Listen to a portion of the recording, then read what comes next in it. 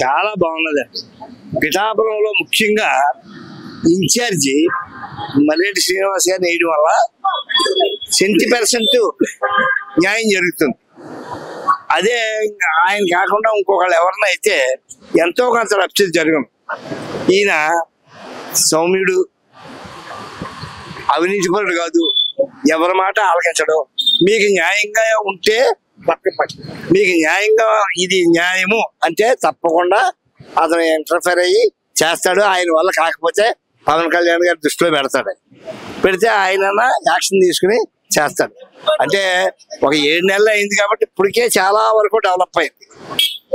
ఏమండి, ఇంకా డెవలప్మెంట్ స్థితిలోనే ఉన్నారు. డెవలప్ చేస్తారు, చాలా బాగా చేస్తున్నారు. రోడ్లు అభివృద్ధి చెందిందండి. పశువుల సంతకి గ్రాంట్ తెచ్చారు 1,30,00,000. ఈ ఫ్లైఓవర్ అవుతుంది అంటే దీనికి డబ్బు ఇంకా కట్టాలి. డబ్బు అవుతుంది. ఏ పని తలపెట్టినా గ్రాంట్ సక్సెస్ అవుతుందండి. ఇక ఇంకా కొంచెం పొలాలకి వాటికి రోడ్లకి శాంక్షన్ చేయాలి. ఈ రోడ్లు వేసిన తర్వాత పొలాలు కూడా చూస్తారు. రైతులకి అది చాలా ఇంపార్టెంట్. పొలాలకి రోడ్లు వేయడం అనేది చాలా ఇంపార్టెంట్ అండి. అది కూడా చేస్తారు. గత ప్రభుత్వంలో పోల్చుకుంటే ఎప్పటికి ఇప్పుడు మార్పులు ఏంటంటే, గత ప్రభుత్వంతో పోల్చుకుంటానండి, గత ప్రభుత్వంలో ఎవడో బతికినా భయంగానే బతికాడు. ఇప్పుడు ఆ భయం లేదండి. కారణం ఏంటంటే మనం తప్పు పని చేయకపోతే దేర్ ఈజ్ పవన్ కళ్యాణ్. తప్పు పని చేయకపోతే ఏదైనా సరే కాయగలడు. ఏదైనా సరే ఈ మాస్టర్ తప్పు చేయట్లేదు, బాగుంది, ఈయనకి ఏదైనా వస్తే మనం చూడాలి అన్న దృష్టిలోనే ఉన్నాడు. ఈ కూడా ఉన్న నాయకులు కూడా చిన్న చిన్న విషయాలు కూడా ఆయన దృష్టిలో పెడుతుండాలి.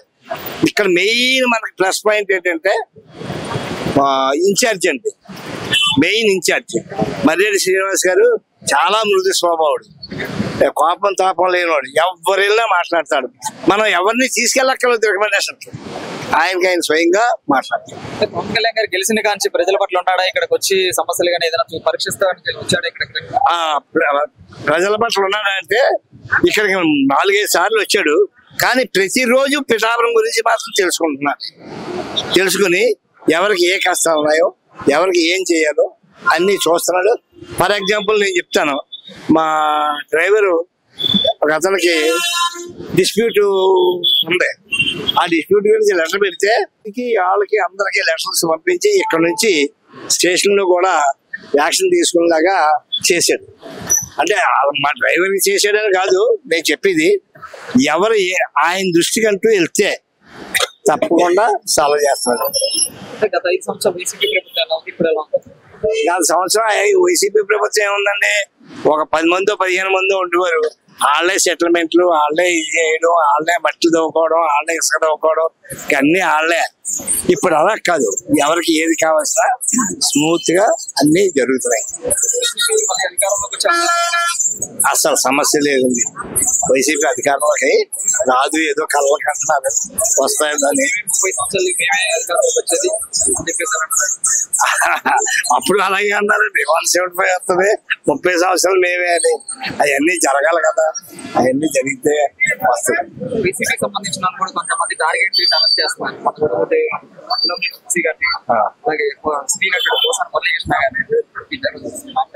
అసలు వాళ్ళని టార్గెట్ చేసి అరెస్ట్ చేసేది ఏమీ లేదండి.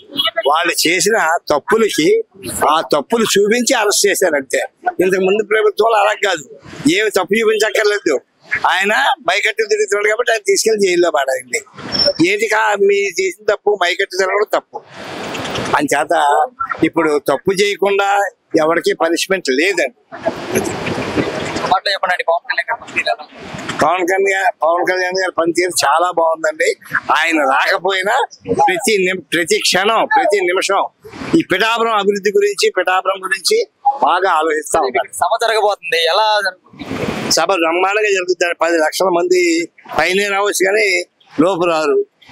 ఎక్కడ ఏ విధమైన ఆటంకాలు లేకుండా అన్ని ఏర్పాట్లు కంప్లీట్ గా పూర్తి చేశారు. నేను ప్రతిరోజు సాయంకాలం అక్కడికి వెళ్ళి చూసి వస్తాను. ఇప్పుడు కూడా బయలుదేరాను. మా ఫ్రెండ్ వస్తాడు, అతను కూడా వెళ్తాను. రోజు వెళ్ళి ఒక గంట 2 గంటలు అక్కడ ఉండి వస్తాను. థ్యాంక్స్ అండి. నా పేరు కుప్పల లక్ష్మీరావు అండి. Retire teacher.